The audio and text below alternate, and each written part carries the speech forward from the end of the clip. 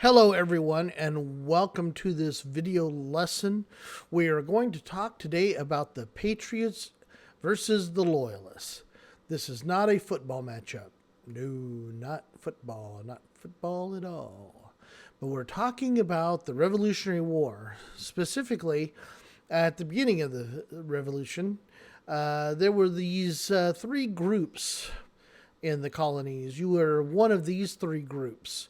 You were either a loyalist, which meant that you pledged your oath to King George in England and you meant it, and you were loyal to the crown. Or you were a patriot, which meant that you were ready to try something new and break off from king and country and start your own country, maybe a democracy. Maybe. That'd be exciting, wouldn't it?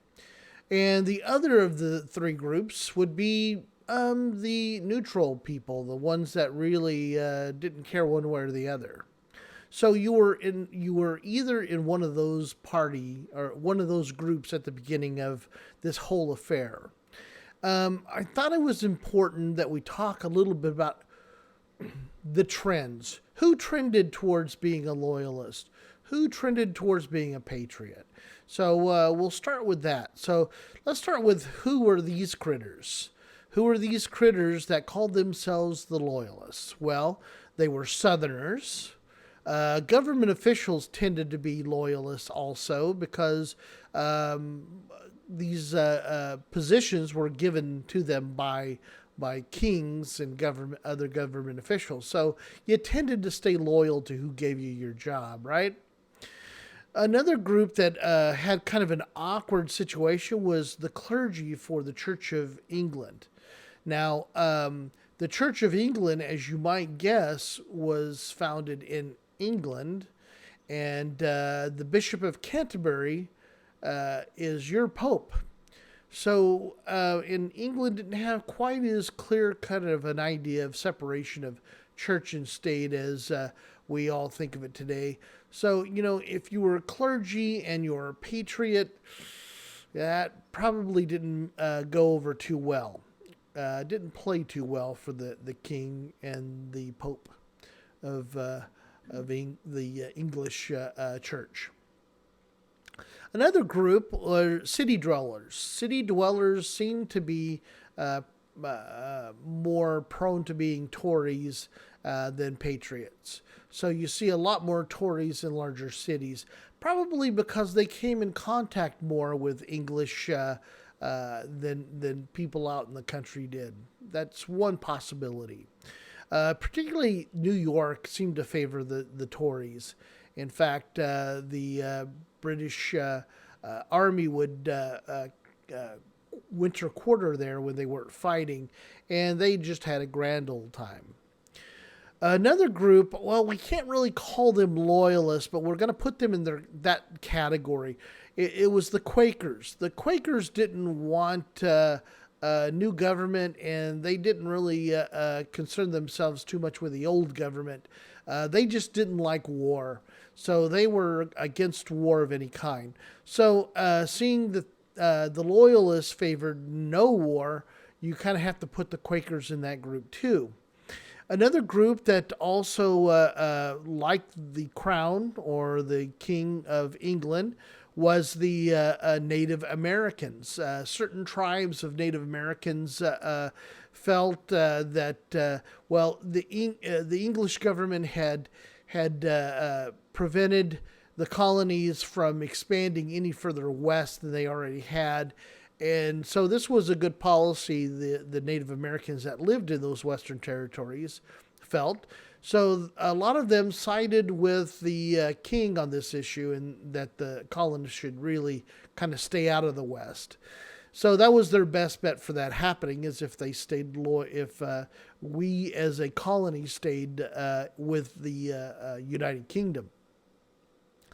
Another group that found themselves on the side of the Loyalists was the slaves. Now, the slavery was something not very popular in England.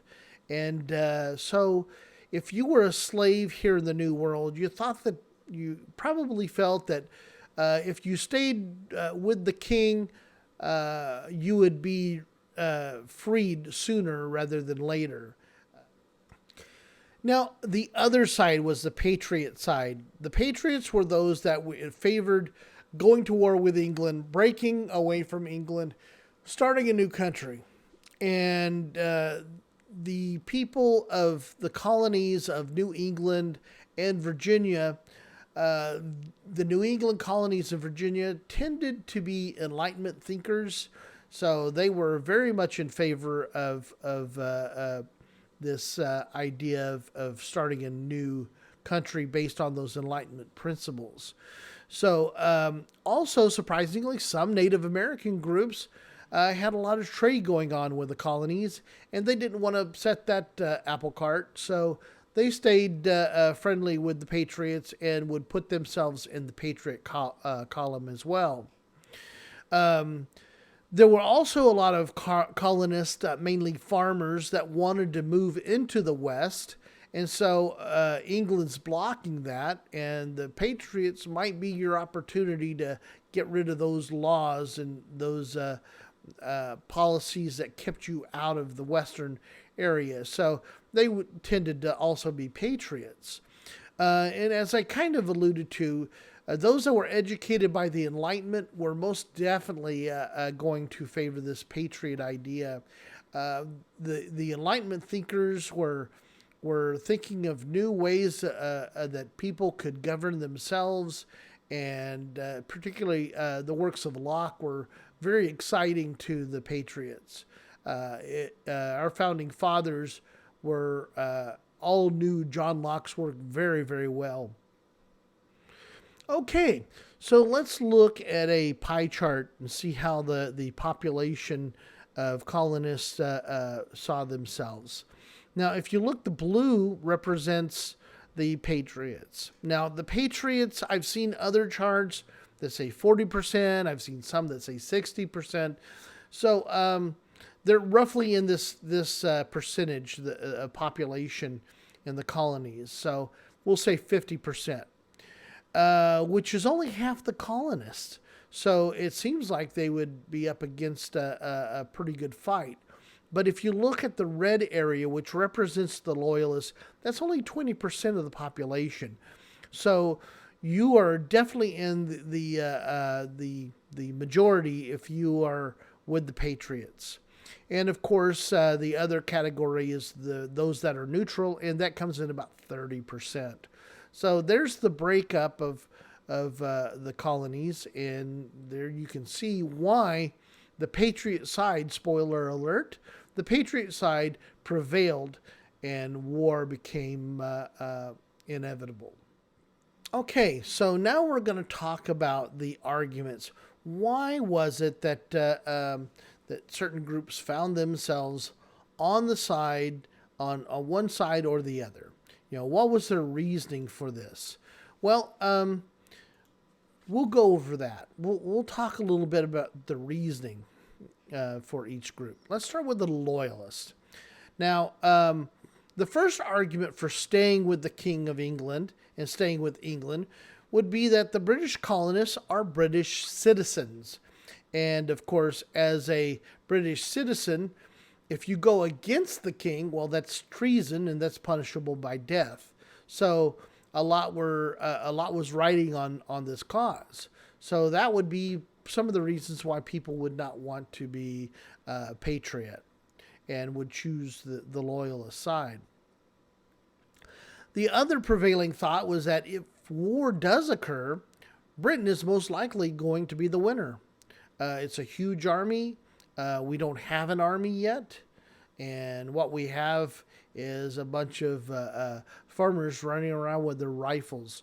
So that's a pretty scary prospect. And you'll find that most of the Patriots realized this too. They knew the gravity of the situation. Also, the colonists and the colonies profit from being friendly with trade with Britain. Britain offered them a lot of safety from pirates on the high sea and a lot of good deals on products, because Britain is practicing mercantilism at this time. So they really tried to have the colonists not buy from anyone but them. So these were some of the reasons. Another thing that kind of puzzled a lot of the loyalists was this: the Patriots were going around and they were talking about this. They had this mantra, "No taxation without representation," and they kind of had to scratch their head and say, I don't quite understand what you're talking about.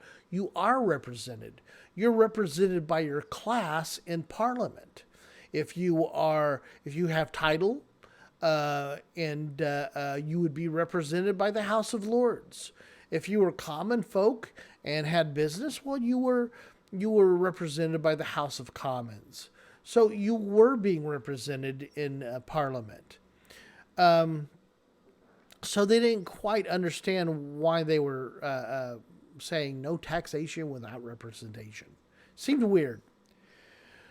The other reason is, hey, King George had just fought this big war, and he had incurred a lot of costs. He had a lot of debts to pay, and he fought this war, and we as colonists have really benefited from this war.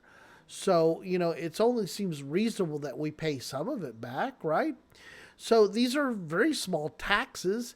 They shouldn't really be a burden to anyone. So, hey, let's just pay these small little taxes and just be happy British citizens. And the last idea is it's waning as far as ideas go, but it's still out there. And this is that idea of the divine right of kings. This was an earlier thought before the Enlightenment that said basically God ordained the king to be the ruler on earth. So if you went against the king, you were really going against God. And that's no good. You don't want to do that. Okay, so the next group we're going to talk about is the Patriot arguments. Why did they want war? Why did they think it was a good idea? And the first one we'll take up is the no taxation without representation. They said it is true that we are being represented by our class in England, but that's not good representation. We have issues whether we're upper class or lower class in the colonies that are not being addressed by Parliament at all. We have certain issues as colonists that we all share. So if you want to have a good representation, it needs to be done by region instead of class. Where you live can really point to your interest a lot better than your class can. At least that's the argument that they had. And as far as the king and the French and Indian Wars goes, yeah, we did benefit from that. But, it's a little one-sided to say, well, the king did it for us. The king, this was a global conflict. It wasn't just in the colonies. It was going on in Europe too. And the king benefited quite well from defeating the French. So it's really not fair to say he fought the war for us. Now, also, they were small taxes. The taxes were small, but the problem is this idea of precedence. The problem here is that the British, and of course, we would adopt the same system called common law. And it's based on past practices. So if we would have allowed the taxes, no matter how small they were, to go into effect without challenging them, 10 years down the road, a larger tax could come along. It might even be an unreasonably large tax. And the courts would go, well, how have we decided this in the past? And they would look back and they would look at the books and go, oh, well, you've allowed taxes before, so you've set a precedent that taxation is allowed. And yeah, you could put together an argument that, oh, well, this is a big tax now. It's not like those small ones they were talking about before. And that's an okay argument, but it's a much more effective argument to go into court and say, we have never had a tax and we would never allow a tax. So you do not want to set a precedent to allow taxation without representation. The last reason is the Enlightenment. The Enlightenment thinkers had changed a lot of how people look at the world. And one of these ideas is called social contract theory. And this is the brainchild of Thomas Hobbes. And how it breaks down is like this. Thomas Hobbes said that back in our caveman days, we're wandering around and having a good old time, and suddenly you encounter another person, and they come up, they're bigger than you are, they've got a bigger club, and they whack you on the head, and they take all of your belongings. You know, they just took that beautiful deer fur that you gave your wife for Christmas, and, you know, there's nothing you can do about it. So if this continues to happen, well, people start thinking of ways of how to defend themselves against it. And one way to defeat a bigger enemy is numbers. So you get with your neighbor down the street and you say, hey, Joe, listen, if Unger comes over and tries to whack me on the head and take my stuff again, why don't you sneak up behind him and you hit him before he hits me? And I'll do the same if he attacks you. And so you start developing a community. So you start moving closer together to provide that protection. And over time, these agreements lead to rules. You have to have certain rules if you're going to live in a society. One of those rules could be, hey, why don't we not conk each other over the head with clubs? And that way we won't have any problems with each other. So you set up all these rules, and you have now maybe an army. You know, it might be 10, 20 people, but you have an army all the same. And you need a ruler. You need somebody to lead that army. And you need somebody to decide when it was okay to conk your neighbor on the head, when it was not okay to conk your neighbor on the head. So you pick a leader. And over time, you know, your community grows into a kingdom. So you get this huge kingdom, and that leader is now called a king. And Thomas Hobbes would say, okay, well, you know, you had a choice whether to enter a society or not, but you chose to be part of a society. So you cannot complain now because you got a king. The king is the system. You entered into it freely. You entered into a contract to be part of this group. Fairly good thinking. But John Locke, he was like rubbing his beard if he had one. The pictures I've seen, he doesn't. But let's just say he had a metaphorical beard. He was sitting there thinking, you know, well, yeah, okay, I can see where all that's true. But what if this king starts overstepping his boundaries? If it's a contract, then there's got to be mutual benefit. And if the king is taking over more authority than the people have given him, isn't he in essence breaking that contract? And if he's in breach of a contract, doesn't that give the people under him the right to throw him out and start over, maybe with a new type of government, something that protects life, liberty, and property? That might be a good idea. So all these Enlightenment ideas start coming about. So John Locke added this idea that the king can become overbearing, and then you have the right to throw him aside and start a new government. That was his contribution to the social contract theory. And all of our founding fathers really knew their Locke. They knew his work very, very well. And so they were really into this idea. In fact, I kind of think, you know, if you want to call our founders the founding fathers, you almost have to call John Locke our founding grandfather. Because really, a lot of what they do is they quote Locke.